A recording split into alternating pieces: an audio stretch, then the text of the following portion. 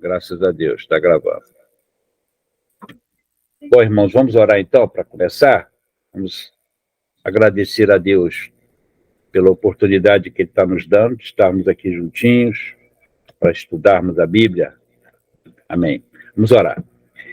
Querido e maravilhoso Deus, bendito Pai, te agradecemos, Senhor, por esta oportunidade, mais uma, Pai, que o Senhor está nos dando, de estarmos aqui juntos, unidos em Teu nome, para aprendermos de Ti, Senhor. Não do homem, não de um mestre, mas aprendermos de Ti, Senhor. Através do Teu Espírito Santo, através daquilo que Ele vai nos ensinar nesta noite. Pai querido, peço que o Senhor coloque as Tuas mãos poderosas sobre cada um de nós aqui e nos encha, Senhor, nos encha da Tua graça, nos inunde dela, para que possamos, Senhor, entender tudo aquilo que vai ser falado e ensinado, Pai. Queremos aprender o que está na Tua santa palavra. Portanto, nos ajude nesse propósito, ó Deus, nos dá da Tua orientação, nos dê do Teu Espírito, Senhor querido, e em nome de Jesus nós pedimos isso a Ti. Amém. Amém, queridos. Deixa eu ver aqui, deixa eu dar só uma ajeitadinha na minha tela, rapidinho. Pronto, já está tudo aqui certinho. Ok. Vamos lá, queridos. Está chegando mais alguém aqui, a Marcinha. Bem, Marcinha também está chegando. Amém, queridos. Nós estamos numa sequência, né? E hoje nós vamos aprender sobre arrependimento. O que vem a ser realmente arrependimento? O que significa isso? E como arrependimento, como eu falei na segunda-feira passada, arrependimento é algo muito denso, tá? Tem um conteúdo muito denso. Eu resolvi dividir esse tópico em 3 segundas-feiras, tá? Porque aí vai nos dar, digamos, um entendimento melhor e vai dar tempo também para os irmãos, né, também comentarem, trazerem suas posições, suas dúvidas, né, tudo aquilo que for necessário. Amém? Mas, como de costume, vamos dar só uma passadinha, tá, no tópico anterior, que também foi dividido, porque também é um tópico muito grande, que é a fé, e eu queria só passar por 2 pontos que eu julgo serem extremamente importantes, tá? O primeiro deles eu acho, e é a definição, digamos assim, vamos colocar, não como definição, mas como um conceito, tá, real do que é fé. Nós temos a definição bíblica, que está lá em Hebreus, capítulo 11, que todos conhecem, Hebreus 11. Espera aí que está chegando mais alguém aqui, Janete. Como todos sabem, né? Então nós já temos a definição dentro da palavra de Deus, no capítulo 11, né? Mas vamos conceituar a fé de uma forma mais prática, né? E aí foi encontrado esse conceito que eu achei extremamente interessante. Espera aí, irmãos. Está abrindo para mais um aqui. Pronto. E aí nós vemos que fé é um somatório de 3 situações, né? De 3 posições que chegam a formar o núcleo da fé. A primeira delas é crer, e nós aprendemos que crer não é acreditar apenas, né? Quando você crê no unigênito Filho de Deus, você está crendo na única pessoa pela qual é possível efetuar a salvação de qualquer um de nós. Ele é a única pessoa, ele é a porta, ele é o caminho, tá? Ele é a única pessoa, não tem nada, absolutamente nada, além de Jesus, que nos dê essa possibilidade. Então, quando você crê, você tem o entendimento que o unigênito Filho de Deus, porque você crê em Jesus como o unigênito Filho de Deus, a única pessoa capaz de realizar essa obra. Esse é o primeiro ponto. Como eu falei, é um somatório, né? Então, é um somatório de crer e confiar. Confiar em quê? Confiar a sua vida a Cristo. Porque a partir do momento que você aceita o Senhor Jesus como único e suficiente Salvador da sua vida, ele passa a ser o seu Senhor. Então, o Senhor, segundo o conceito bíblico de senhorio, é que ele é o Senhor e nós somos os doulos, né? Os escravos, aqueles que obedecem o seu Senhor sem nenhuma condição. Não existe condição. Nós não impomos nada. Não existe nada que nós possamos colocar para Deus e dizer tem que ser desse jeito. Não, tem que ser do jeito dele. Isso é senhorio. Quando eu me submeto ao senhorio de Cristo. Tá? E como é que eu sei qual é a vontade dele, qual é o desejo dele? Pela palavra que ele deixou para nós. Então, como é que a coisa funciona? Se Jesus é meu Senhor... Espera aí, está chegando mais gente aqui.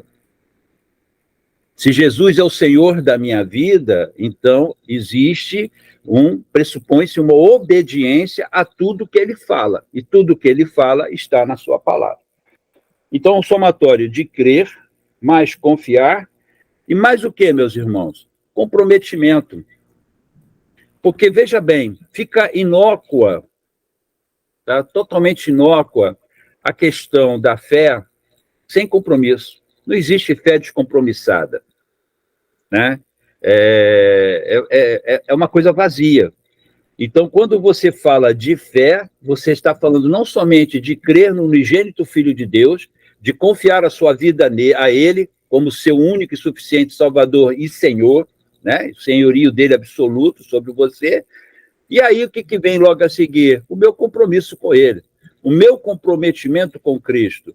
Então, fé sem comprometimento não existe. Cristianismo sem comprometimento não existe, porque aí é como se você puxasse o fio da meada, né? de um novelo que está ali, aí você acha o fio da meada, tá, fé, beleza. Aí você vai puxando esse aí você chega no Evangelho. Poxa, mas o Evangelho o que é? Né? Então você começa a ter um entendimento diferente, tá? Que evangelho só existe um, e é o evangelho da Bíblia, não o evangelho que de uma forma distorcida está sendo colocado aí fora, porque esse evangelho pressupõe, tá, regras de condutas que estão na palavra de Deus, estão muito bem registradas ali. E para que você possa praticá-las, é preciso que você tenha a fé. Ah, sim, mas como é que é isso? A fé é crer no unigênito Filho de Deus, a fé é confiar nele como o único e suficiente Salvador e Senhor da minha vida, tá? E, por último, o meu comprometimento com ele. Comprometimento, meus irmãos, é algo muito sério, tá? Porque o comprometimento faz total diferença na vida cristã. Sem compromisso é igual ao casamento. Tá? Quando a gente vai para o altar, coloca o anelzinho no dedo ali, acabou. Eu estou comprometido com a pessoa com quem me casei, e ela comigo. E a partir daquele momento não é mais a minha vida. Esse que é o ponto. Não é mais a minha vida, e nem é mais a vida dela. É uma vida só, uma só carne. Tudo que fazemos é em comum acordo. Tudo que planejamos é em comum acordo. Não é feito em detrimento do outro. Não, é em comum acordo. É um conjunto, é uma unicidade. Eu falei para vocês que unicidade é diferente de unidade. A unidade você pode separar. Uma coisa uníssona, você não consegue separar mais, porque já está misturado. Dei até o exemplo da liga de aço, que é formada de vários outros metais, mas você não consegue mais derreter o aço para extrair dele todos os outros materiais que fazem a composição dele. É difícil. Se você quebra uma liga de aço, você tem 2 pedaços ali.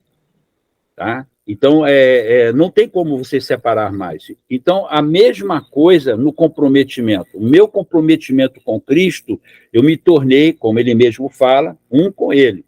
E ele um com o Pai. E nós estamos inseridos em Jesus. Somos inseridos nele, na videira, somos enxertados na videira. Gente, isso é um negócio muito importante para a gente entender. Ok? E a outra coisa que vem em decorrência disso que eu acabei de falar aqui agora é a questão dos resultados práticos. né? Tiago diz que fé sem obras é morta. E aí? As nossas obras são consequências daquilo que nós cremos. Nós não fazemos a obra por fazer a obra, como, por exemplo, um espírita faz. Ele acha que ele fazendo aquilo ali, ele está se tornando importante para Deus e está garantindo, né, digamos, no conceito deles, a salvação dele. Mas não é isso que a Bíblia ensina. Então, eu vou produzir obras em decorrência da minha fé. Então, a fé é algo prático, tá? Não é algo solto, não é qualquer coisa. A sua fé vai acontecer a partir do momento, as suas obras vão acontecer a partir do momento que você tem a sua fé, tá? Da forma como a Bíblia nos ensina. Você crer no unigênito Filho de Deus, você confiar a sua vida a Ele, e, em terceiro lugar, você estar comprometido com Ele. Aí as obras vão acontecer em decorrência disso aí. Agora vamos para a lição seguinte, que é a nossa lição número 4, que fala sobre arrependimento. E aí, irmãos? E aí, queridos? Nós precisamos pedir a Deus a direção dele para que a gente possa entender isso aqui. É a porta de entrada para a vida cristã. Nós entramos, tá, no reino através do arrependimento. Sem arrependimento, não tem como você acontecer diante de Jesus. Porque o texto que nós temos aqui como referência em Mateus 4,17, quando Jesus começa o ministério dele, ele começa exatamente pregando isso. Desde então, começou Jesus a pregar e dizer: arrependei-vos, porque está próximo o reino dos céus. Ele não começou fazendo milagres. Ele não começou fazendo sinais. Ele começou pregando o arrependimento. Porque para você entrar no reino dos céus, é necessário haver arrependimento. Mas, Cleiton, o que é o arrependimento de verdade? Porque tem muita gente que confunde arrependimento com algo sentimental, né? Um calor subiu dentro de mim e as lágrimas vieram aos meus olhos e eu chorei. Irmãos, olha só, eu não desconsidero, tá, a expressão do sentimento. Ela acontece, claro que acontece, mas não é só isso. Arrependimento ele tem é muito mais amplo do que isso. E aqui que nós vamos aprender. Entende-se por arrependimento a desistência do pecado. Então, vamos lá. O cara, quando ele se arrepende de forma genuína, ele sofre um processo chamado metanoia, que é arrependimento no grego. O que vem ser metanoia? Simplesmente abandono do pecado. Ou seja, tudo que eu fazia antes, não faço mais a partir de agora. Agora, não faço mais não é porque o pastor ou o meu conselheiro, ou seja lá quem for, meu discipulador, vai estar do meu lado com uma lista enorme das coisas que eu posso ou não fazer. Não é isso. Metanoia não é isso. Metanoia é quando você recebe, você percebe o Espírito Santo falando contigo, te convencendo do lixo que você é, que eu sou, né? Do lixo que nós somos. E você tem esse entendimento, essa carga cai em cima de você e você sente o peso do quão miserável nós somos, de como distante de Deus nós nos encontramos, e isso, meus irmãos, vem por revelação, através do que o Espírito Santo faz em nossas vidas. Por isso que lá quando o texto bíblico diz que a fé ela não é por obras, né, mas ela é através da graça, né, pela fé em Jesus Cristo, é porque o produzir desse sentimento dentro de nós, dessa carga, vem através da pessoa do Espírito Santo. Então, se ele não nos convence do pecado, irmãos, e do juízo que sofreremos se permanecermos nele, tá? Então, não pode haver transformação. Então, para você entender E a partir daquele momento que você recebe essa convicção e você entende que você precisa mudar a sua vida, aí sim, a partir daí você começou numa corrida, né? Uma corrida que nós chamamos de corrida cristã, né? Onde você vai começar a desenvolver, né, a sua vida espiritual, a sua caminhada com Cristo, aos poucos, né, que nós chamamos de santificação. A partir daí você começa a aprender coisas novas, mas para você poder colocar... Só um minutinho que está chegando mais gente aqui. Mas para que você possa colocar isso em prática, é necessário que haja essa compreensão e essa convicção inicial, que ela vem através do Espírito Santo. Então, veja bem, arrependimento não tem a ver com o cara ir lá na frente, fez o apelo, levantou a mão, vai lá para frente e começa a chorar e não sei o quê e tal. E, gente, olha só, eu lamento, né, dizer isso para vocês. Eu já vi isso acontecer milhares de vezes na minha vida, nesses meus 66 anos de existência, tá? E eu conto o número de pessoas que permaneceram, porque não se arrependeram. As pessoas que não continuaram, elas não tiveram o arrependimento genuíno. E isso nós precisamos entender, irmãos, nós precisamos compreender. Sem o arrependimento verdadeiro, você não entra nessa vida. Não tem como você caminhar com Cristo. Não, sem arrependimento, não tem nem como começar.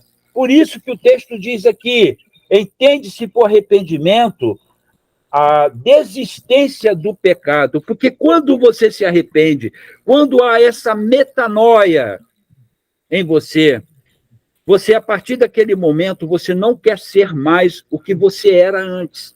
Houve uma mudança, houve uma transformação, a sua mente se tornou outra. É evidente, é claro, que a partir daí começa um processo que nós chamamos de santificação, que mais lá na frente nós vamos ver, tá? Mas para entrarmos nesse processo, é necessário, primeiro, que nos arrependamos dos nossos pecados. Amados, isso é tão importante, é tão fundamental, tá? Que Jesus começa o ministério dele pregando exatamente isso, falando de arrependimento. Olha, vocês querem entrar para o reino dos céus? Arrependam-se dos seus pecados. Arrependam-se. Metanoia em vocês, mudança de mente, mudança de comportamento. Não faço mais as coisas que eu fazia antes. Tá? Não adianta o cara entrar para a vida cristã, dizer que é um discípulo de Cristo, se ele continua na prática do pecado, se ele continua fazendo as mesmas coisas que fazia antes. Ah, Cleiton, mas isso é óbvio. Não, não é óbvio. Porque, infelizmente, no nosso meio, no meio cristão, existem pessoas que se enganam a si mesmas. Continuam fazendo as mesmas coisas que faziam antes. Então, não houve arrependimento. E se não houve arrependimento, não ingressaram no reino dos céus, estão perdidas. Por isso que é importante falar sobre isso, porque tem gente enganada no nosso meio, achando que está salva e não está, porque não se arrependeu dos seus pecados.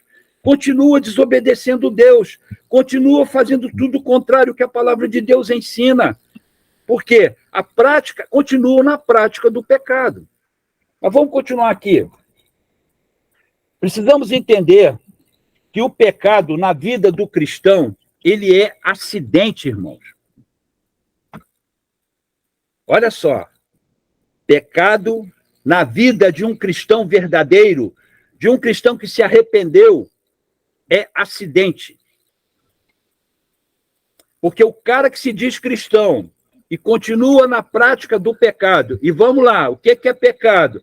Pecado é desobediência a tudo aquilo que Deus deixou para nós, como ordenança, como regra de vida, tudo aquilo que está escrito na palavra dele. E se eu pratico o contrário do que a palavra de Deus me diz, tá? Eu estou na prática do pecado. Então não houve arrependimento. Fala-se muito pouco sobre isso. Os púlpitos não ensinam mais isso. Ensinam outras coisas. mas não se fala mais de arrependimento. Não seguem a orientação que Jesus deixou como exemplo. Inicia o seu ministério, mas a primeira coisa que ele coloca na mesa é preciso vocês se arrependerem. Não há fé sem arrependimento, queridos. Não há fé sem arrependimento. Aqui na nossa lição diz assim: o arrependimento é também a primeira evidência de que houve aceitação do Evangelho. Não adianta chegarmos e dizermos que temos fé. Não, eu tenho fé. Mas se você não se arrependeu dos seus pecados, você não tem fé. Porque a primeira evidência de que você tem fé é o arrependimento, arrepender-se dos seus pecados. Uma coisa está ligada à outra. E é por isso que nós estamos seguindo essa sequência. É um beabá que nós estamos ensinando aqui, mas que muitos de nós aqui esquecemos. Temos uma responsabilidade diante de Deus com a nossa vida, irmãos. A nossa vida espiritual. Então, é importante que todos nós venhamos a entender isso. Ok? Então, lembre-se disso, tá? Primeira evidência de que você tem fé é o fato de você ter se arrependido dos seus pecados. E como é que eu sei que eu me arrependi dos meus pecados? Se você não está nas mesmas práticas de outrora. Se você não está fazendo as mesmas coisas inúteis e ruins, tá? E pecaminosas que você fazia no passado, se você deixou de fazer isso, houve metanoia em você. Houve transformação, houve arrependimento verdadeiro. E aí sim você pode trilhar uma vida de santificação. Então nós precisamos ter essa compreensão, queridos. E é importante, eu quero que vocês tenham, porque nesta igreja, uma coisa que vocês eu gostaria muito que vocês entendessem. Enquanto eu e Carlos estivermos vivos, né, e pela misericórdia de Deus à frente deste rebanho, o que vocês vão ouvir de nós é isso aqui. Tá?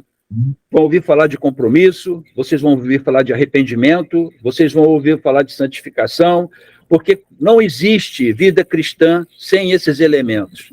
Não tem como você prosperar na vida cristã, falo prosperar no bom sentido, tá? Na vida cristã, no seu caminhar para o céu, para a Nova Jerusalém.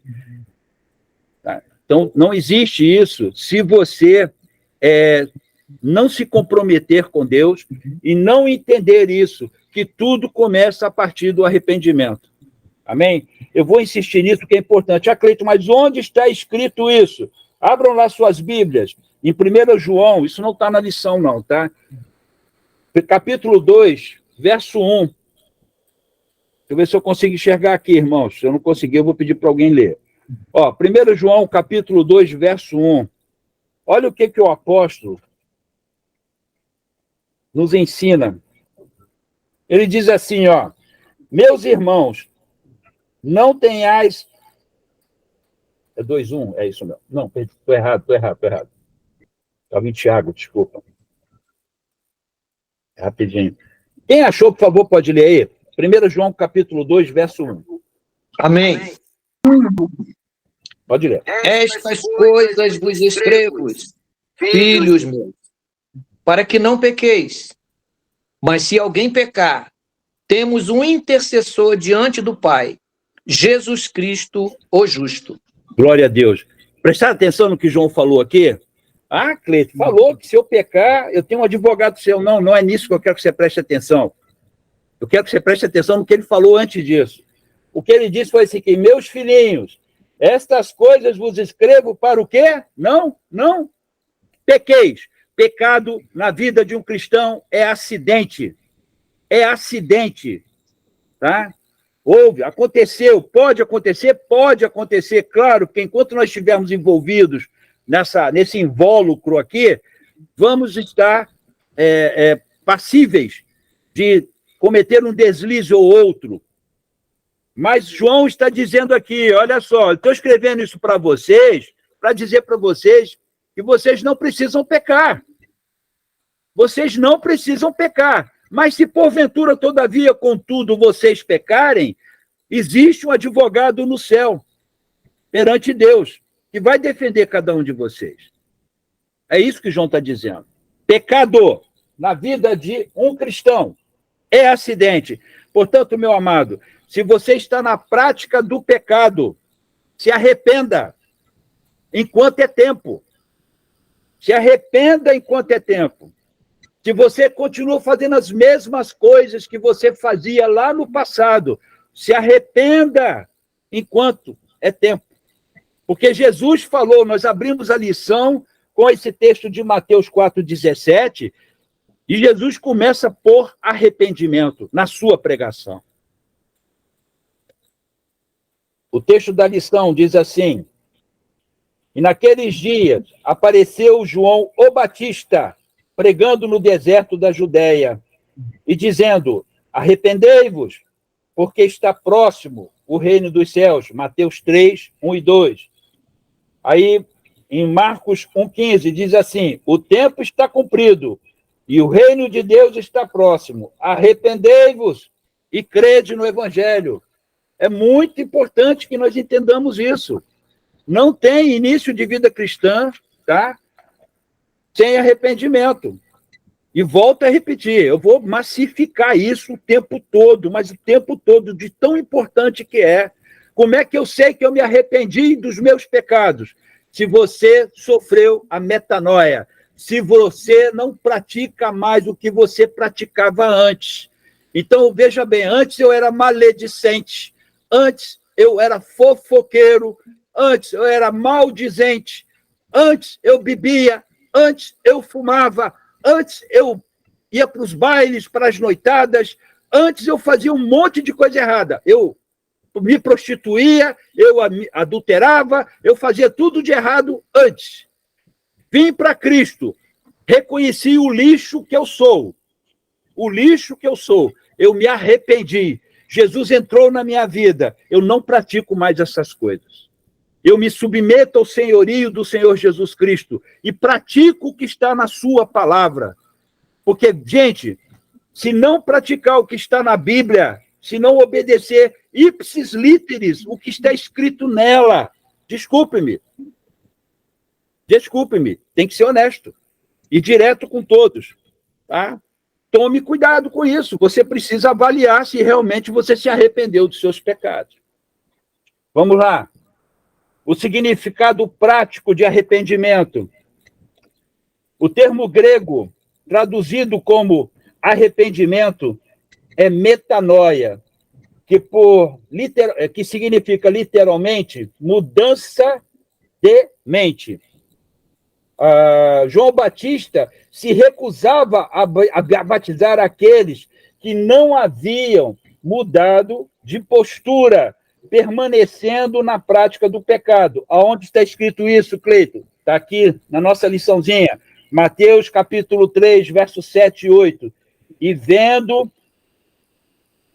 de muitos dos fariseus e dos saduceus que vinham ao seu batismo, dizia-lhes, raça de víboras, quem vos ensinou a fugir da ira que está para você? Produzir, pois, frutos dignos de arrependimento. Os saduceus e os fariseus iam até João Batista para serem batizados por ele. João, sabendo que eles não haviam arrependido dos seus pecados, chamava eles de raça de víboras. O que vocês estão fazendo aqui? Como é que eu posso batizar vocês se não houve arrependimento? Se vocês não sofreram uma transformação de mente? Se vocês continuam na prática das coisas abomináveis que vocês fazem? Não houve mudança. Então, cristianismo pressupõe isso. Amados, precisamos compreender. Cristianismo é coisa muito séria. Não é essa coisa, desculpa a expressão, essa coisa nojenta que às vezes me dá asco. Me dá asco, irmãos. Me dá náusea, quase eu vomito quando eu vejo determinadas pregações, determinadas pessoas que se dizem cristãs em um comportamento completamente obtuso, um comportamento fora da palavra, que não condiz com as práticas bíblicas. Precisamos ensinar para o povo que todos nós precisamos aprender que se somos cristãos e se nos arrependemos dos nossos pecados, as práticas bíblicas começam e vão fazer parte da nossa vida até a morte. Não vamos nunca nos afastar delas. E quais são as práticas bíblicas, Cleiton? Tudo aquilo que os elementos da fé, tudo aquilo que a Bíblia nos diz para fazer no caminho da santificação. Por que o que é santificação? É separação do mundo. Separação. Você se consagra, você se separa, você se afasta do mundo e das coisas que o mundo pratica. Os interesses do mundo não são mais os seus interesses. Entende? Tudo muda na sua vida. Você não vê mais os programas de televisão que antes você via. Você não tem ações, não age mais da forma como você agia. Parece simples, irmãos, mas as pessoas parecem que não percebem isso. Querem viver uma vida cristã, mas com o pezinho lá, nas coisas que faziam antes. E isso é radical. Isso é radical. Santificação é algo radical, na raiz mesmo. Tudo é mudado na sua vida. Se antes eu tinha interesse em gastar o meu tempo nas rodinhas, né, naquelas rodinhas de bar, se antes eu gastava o meu tempo, né, no cinema, investia mais do meu tempo na diversão que esse mundo proporciona, no entretenimento que ele me dá, ao invés de eu me dedicar à leitura da palavra, à oração, a estar nos cultos, presentes nos cultos, né? Então, há uma mudança. E é por isso que o texto fala isso. Tá? O texto diz isso. Os fariseus queriam continuar fazendo as mesmas coisas e vivendo uma vida religiosa. E para ficarem, digamos assim, de bem com o povo, né, que os via e que os tinha como seus líderes. Espera aí, vamos lá batizar, porque aí eles veem a gente fazendo, né, participando do batismo, sendo batizado por João Batista, a gente fica bem na fita. João Batista, sabendo disso, o que vocês estão fazendo aqui? Vocês não podem ser cristãos. Vocês não podem, apesar que, aí, no caso, o batismo de João era diferente do batismo de Jesus, mas a mensagem é a mesma. Há uma mudança de vida. Você tem que abandonar o pecado, meu irmão. Eu tenho que abandonar o pecado. Por quê? Pecado na nossa vida é acidente. Vamos lá, continuando aqui. É o último tópico dessa primeira parte de arrependimento que nós vamos ver hoje. Os milagres e o arrependimento. Isso aqui é sensacional. Isso aqui é sensacional. Olha só, o arrependimento de pecados é tão urgente e necessário que foi o motivo pelo qual o Senhor realizou milagres. Se você quer me perguntar por que Jesus realizava sinais, qual era o objetivo? Qual era o objetivo de Cristo quando ele curava, quando ele fazia mudo falar, quando ele ressuscitava mortos, né? Qual era o objetivo disso? Porque nós temos que entender que nada que Deus faça, nada, não tenha um objetivo, não tenha um sentido.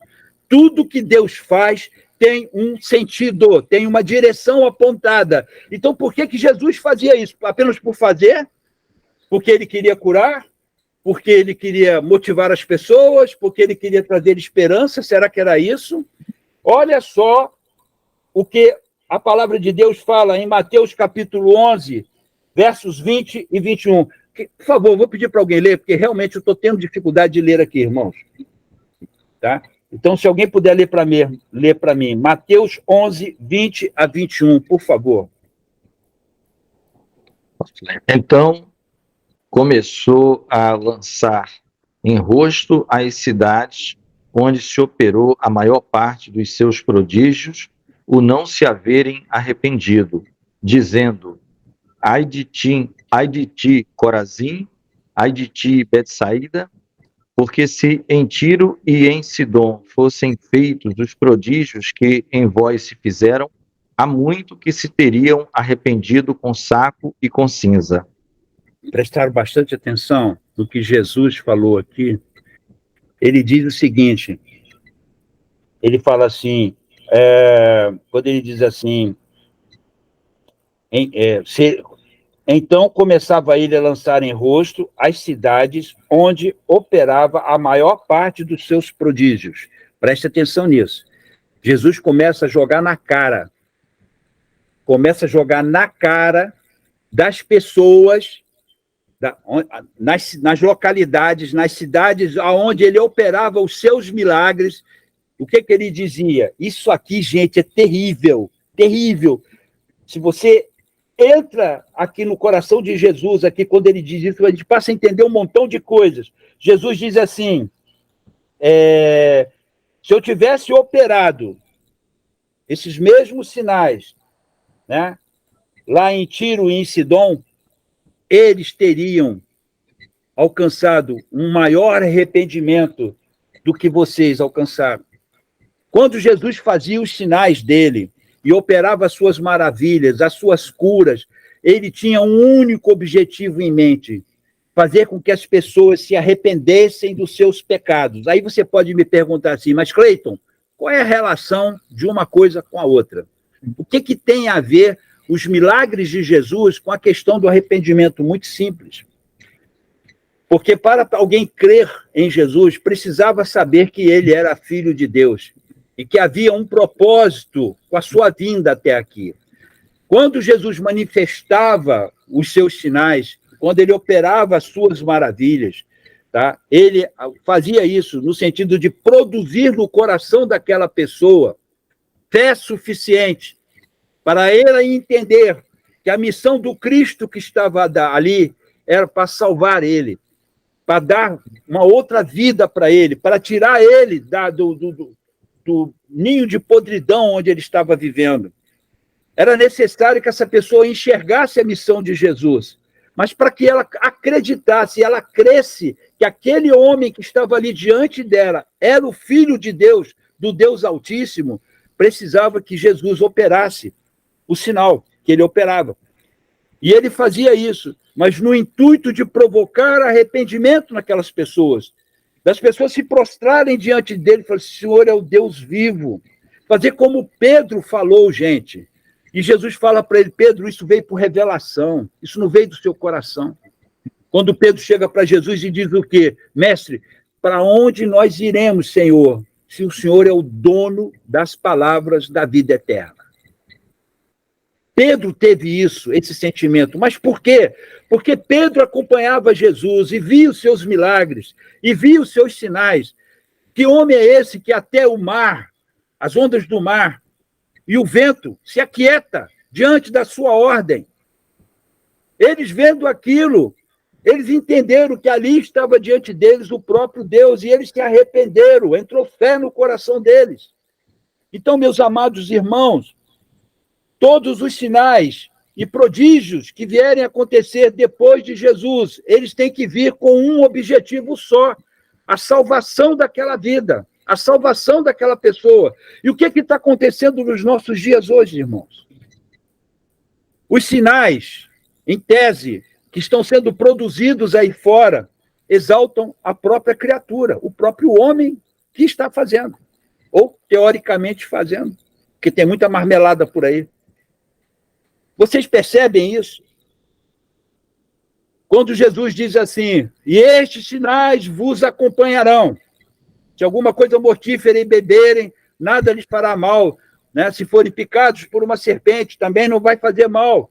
Vocês vão impor as mãos sobre os enfermos e eles serão curados. Vocês vão expelir os demônios. Jesus fala isso. Mas para quê? Qual o objetivo? Fazer por fazer? Curar por curar? Não, irmãos, para produzir arrependimento nessas pessoas, para que elas creiam que há um Jesus que transforma, que muda. Então, meus queridos, são os milagres que conduzem ao arrependimento. Então, para fomentar arrependimento, Jesus fazia os sinais. para fomentar, para provocar arrependimento nas pessoas. Não existe sinais apenas pelos sinais. Uma coisa sem objetivo, sem significado, vazia. Fazer pelo fazer. Nada com Deus é assim.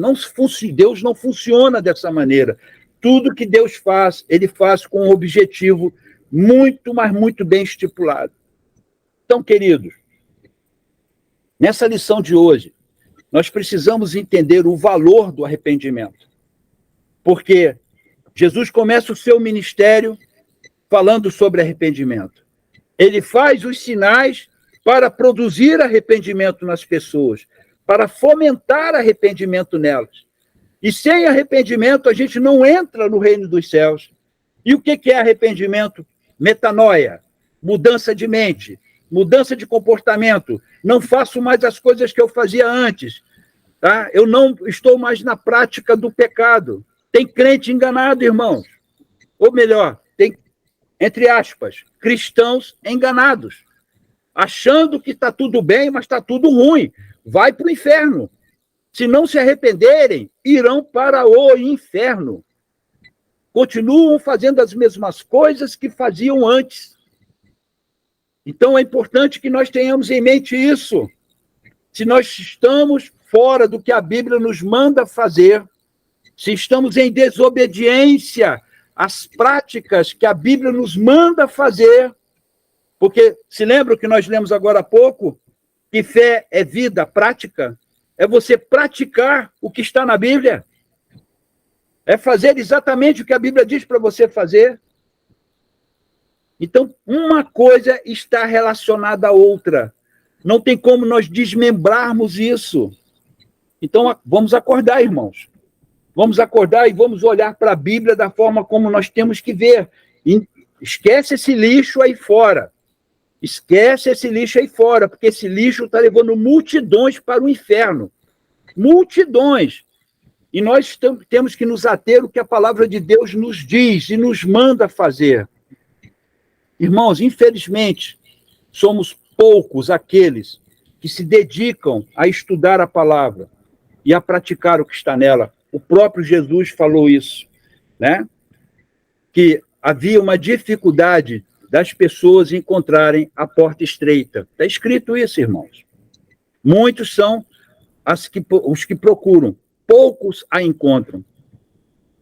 Porque para você encontrar a porta estreita, irmão, é a Bíblia.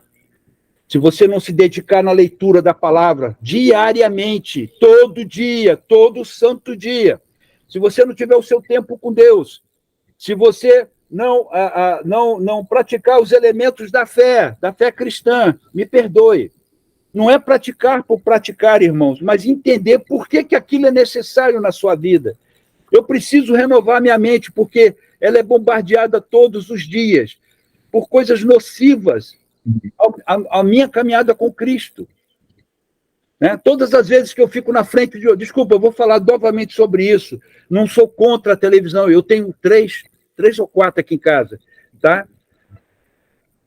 Eu não sou contra a televisão. Mas é importante que você esteja seletivo com o que você vai deixar entrar através dos seus olhos. Isso é praticar o que a Bíblia diz. Então, precisamos ter esse entendimento, irmãos. E eu insisto nisso com vocês. Eu choro por isso, eu oro por isso, porque eu estou vendo alguns dos nossos queridos que não estão percebendo a importância de tudo isso aqui. Como é importante você viver o que a Bíblia diz, amados, porque Jesus está às portas. Jesus está às portas. Mas, Cleiton, eu ouço isso direto, mas eu vou te falar novamente, Jesus está às portas e nunca esteve tão perto como está agora. Amém? Queridos, nós temos aí uns 10 minutinhos. Alguém quer colocar alguma coisa, quer fazer alguma pergunta, quer fazer alguma observação? O momento é agora. Pastor? Pois não. Reginaldo. Fala, irmão. Exatamente, esse último ponto, né, esse item que eu só coloquei, exatamente, ele é demais. Realmente, essa questão dos milagres, essa conexão dos milagres com arrependimento. Se os irmãos puderem abrirem as Bíblias, é bem rápido, porque eu sei que o tempo é curto, em João, Evangelho segundo João, Evangelho do Senhor Jesus segundo João, 4,46, é só mostrar aqui, né, algo muito parecido aqui com Mateus 11, João 4,46, quando eu puder ler, alguém pode ler, irmão, e aí eu leio. Eu já achei aqui, irmão. Pode? Pode. Então vamos lá, João 4,46. Segunda vez foi Jesus a Caná da Galileia, onde da água fizera vinho. E havia ali um oficial do rei, cujo filho estava enfermo em Cafarnaum. Ouvindo este que Jesus vinha da Judeia para a Galileia, foi ter com ele e rogou-lhe que descesse e curasse o seu filho, porque já estava à morte. Ou seja, o oficial queria: Jesus, sai de Caná, vai lá em Cafarnaum, por misericórdia, e cura o meu filho. Olha o que Jesus fala, agora no 48. Então Jesus lhe disse: se não virdes sinais e milagres, não crereis. Certo? Ou seja, esse camarada só ia crer se visse sinal e milagre. Aí Jesus vai além do pedido dele. Ele pediu para ir na casa, né? Jesus ir lá na casa e orar já é um milagre. Jesus vai além. Disse-lhe o oficial: Senhor, desce antes que o filho morra. Disse-lhe Jesus: vai, o teu filho vive. Jesus diz: olha, ele está vivo, agora, com a palavra que eu estou falando. E o homem creu na palavra, ou seja, a primeira palavra que Jesus lhe disse, e foi-se. E descendo ele logo, ou seja, ele voltou de Caná e foi lá para Cafarnaum, saíram-lhe ao encontro os seus servos e lhe anunciaram, dizendo: o teu filho vive. Perguntou-lhe, pois, a que hora se achara melhor, e disseram-lhe: ontem às 7 horas a febre o deixou. Entendeu, pois, o pai que era aquela hora a mesma em que Jesus lhe disse: o teu filho vive. Creu ele e toda a sua casa. Glória então, o que eu quero dizer? Jesus já de antemão, já leu o coração dele, esse camarada precisa de um milagre. Só que o milagre de lá na casa dele ainda é pouco para ele, eu vou dar um maior. Daqui mesmo onde eu estou, vou dizer que o filho dele vive, e vou ficar aqui. Então, é isso. Se não tiver um milagre, isso eu até anotei de caneta embaixo da minha Bíblia. Tem pessoa que só crê assim. Era só esse acréscimo aqui. Obrigado. Maravilhoso, meu irmão. Lindo, lindo. Perfeito. É isso aí, gente. Então, todas as vezes que vocês verem alguém tentando produzir ou dizendo que está acontecendo sinais, maravilhas, tá? O fim disso, a finalidade disso é fomentar arrependimento naquela pessoa, para que ela entre no reino dos céus, para que ela alcance salvação. É necessário que a pessoa se arrependa para que ela continue e tenha uma vida cristã verdadeira. Tá? Eu volto a falar sobre a mesma coisa. Tem muito cristão enganado, achando que é um cristão, quando não é, porque não se arrependeu, porque não abandonou suas práticas pecaminosas, continua insistindo no pecado, continua fazendo tudo aquilo que é contrário à palavra de Deus. Quando você... Veja bem, qual é a grande diferença do acidente na vida de um cristão, dele pecar, e a vida de alguém que está na prática do pecado? Porque o cristão que sofre um acidente de percurso, tá, e peca, e todos nós estamos passivos a isso, tá? Vem a tristeza no coração dele, produzida pelo Espírito Santo, que é a tristeza para o arrependimento. É o que a palavra de Deus diz. Ele viu que ele entristeceu o coração de Deus, ele magoou o Senhor. E aí ele cai de joelhos e pede perdão, como Davi fez, irmãos. Salmo 51. Entende? Agora, o camarada que está na prática do pecado, para ele tanto faz. Porque hoje ele vai fazer aquilo, amanhã ele vai continuar fazendo, e depois de amanhã vai continuar fazendo. É o cara que se entrega à pornografia, que vive o tempo todo na pornografia. Está na igreja, está lá cantando, mas está na pornografia. Gente, tem zilhões de homens, e agora de mulheres também, dentro das igrejas, dessa maneira. Então, nós precisamos entender isso. Minha câmera saiu aqui, não sei porquê, mas já estamos no finalzinho. Então, queridos, é o que eu queria passar para vocês, né, nesse primeiro textão, para vocês verem como é denso essa questão do arrependimento. E na próxima segunda-feira, se o Senhor Jesus assim permitir, nós estaremos aqui falando, continuando esse assunto, né, aí já pegando outros tópicos. À medida que a gente vai avançando, nós vamos ver como o caldo engrossa, como é importante nós termos a percepção correta do arrependimento. Amém, queridos? Vamos orar? Irmão Hermélio, pode fazer essa oração para a gente, amado? Amém. Glória a Deus. Glória a Deus. Ó, só rapidinho, queria só fazer uma observação, que o tempo está sendo pouco, viu? Mas vamos orar. Graças te damos, Pai eterno e querido, porque o Senhor, mesmo em sendo pouco tempo, o Senhor tem nos dado uma gama de informação, de esclarecimento, de entendimento e conhecimento maravilhoso com este estudo bíblico que estamos fazendo, porque, Senhor, realmente precisamos, por mais tempo de nossa caminhada, precisamos estar sendo discipulados o tempo todo, para que isso seja massificado na nossa mente e no nosso coração. E eu glorifico o teu nome e te agradeço, Pai, por esta oportunidade de, mesmo distante, estarmos tendo condições de participar com os teus santos, nossos amados irmãos, deste momento. Que o Senhor acrescente nos corações cada vez mais conhecimento e entendimento, que haja mais dedicação na leitura e meditação da palavra, Pai. Que haja mais dedicação, Senhor, nos momentos de oração, deixando, Senhor, os entretenimentos da vida, do dia a dia, Senhor, e que estejamos mais buscando as coisas que são do alto, assim como o Senhor nos tem orientado. Acrescenta ao teu servo, nosso pastor, que tem se dedicado, Senhor, a colocar diante de nós com tanta evidência as necessidades que precisamos para alcançarmos a salvação. Porque mesmo estando dentro da igreja, muitas das vezes nós estamos perdidos. Que seja assim, Senhor, a nossa vida para louvor da tua glória. Assim te agradecemos em nome de Jesus. Amém. Amém. Glória a Deus. Glória a Jesus, amados. Segunda-feira que vem, tá emocionante, né? Eu não sei quanto a vocês, irmãos, mas eu conto os dias para a gente estar junto, estudando a palavra dele. Queridos, é tão importante o que nós estamos estudando, é o fundamento da fé, é o fundamento da vida cristã. Então, assim, dá muita vontade de aprofundar, sabe, de estar ali cavucando mesmo, para a gente poder tirar lá do fundão mesmo a água verdadeira que nós tanto precisamos. E acabando, irmãos, que a gente vai conseguir fazer isso. Então, que Deus os abençoe, rica e abundantemente. Até a próxima segunda-feira, se o Senhor Jesus assim nos permitir. Fiquem com Jesus. Paz. Amém. Deus abençoe, irmã Janete, irmã Fernanda, irmã Mancinha. Deus abençoe, irmão Reginaldo. Boa viagem, viu, meu irmão, para Recife. Deus abençoe. Obrigado. Paz, Senhor. Amém.